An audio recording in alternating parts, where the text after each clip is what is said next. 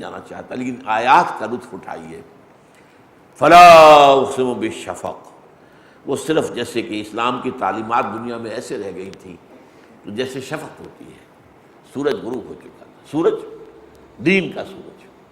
اور پھر رات آئی ہے واللیل وما وسق، اور قسم اس رات کی اور جو کچھ اس نے اپنے اندر جمع کر لیا، والقمر اذا اتسق، لیکن پھر اچھا سورج چاند کی روشنی مستعار ہوتی ہے، مجددین کی روشنی اپنی نہیں ہے، مستعار ہے محمد رسول اللہ صلی اللہ علیہ وسلم، لہذا یہ چاند ہے، اور چاند 14 راتوں میں جا کر مکمل ہوتا ہے۔ والقمر اذا اتسق، جبکہ وہ پورا بھر جاتا ہے، چاند جبکہ وہ پورا بھر جاتا ہے۔ فرمایا گیا اس کے بعد لَتَرْكَبُنَّ طَبَقًا عَنْ طَبَقٍ، تم یقیناً سیڑھی سیڑھی درجہ درجہ اٹھو گے، یعنی یہ خلافت کا نظام، خلافت علی منہاج النبوت کا نظام، یہ جب ایک دفعہ غروب ہوا ہے، اس کے بعد جب یہ چاند کی شکل میں نکلے گا تو 14 صدیوں میں جا کر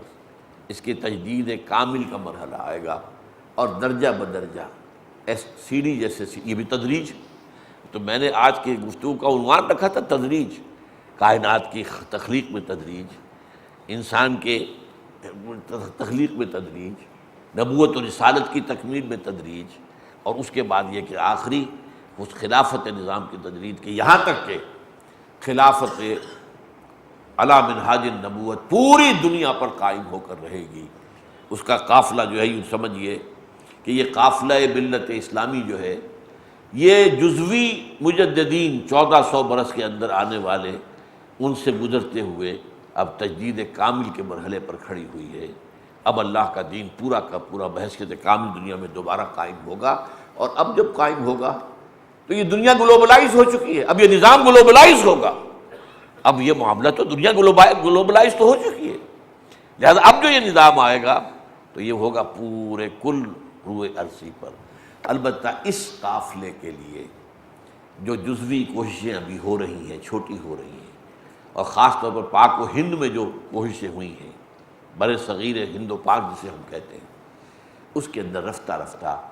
کئی لڑیوں میں جا کر یہ لڑی تنظیم اسلامی کی بھی اس میں شامل ہے۔ یہ کوئی آسمان سے نہیں گری ہے، بلکہ یہ کہ تدریجاً اس کا بھی تدریجی ارتقا ہوا ہے۔ علامہ اقبال نے دین کے فکر کو تو تازہ کیا کہ یہ مذہب نہیں ہے، دین۔ ابوالکلام آزاد نے حزب اللہ قائم کی سن 1912 سے 1920 تک،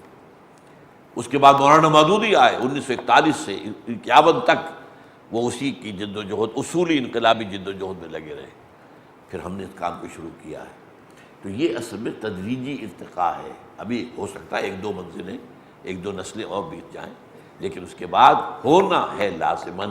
پوری دنیا پر خلافت کا سورج طلوع ہوگا، اور پوری دنیا کو وہ اپنی نورانی تعلیمات اور نظام کے ذریعے سے معمور کر دے گا۔ یہ چمن معمور ہوگا نغمہ توحید سے،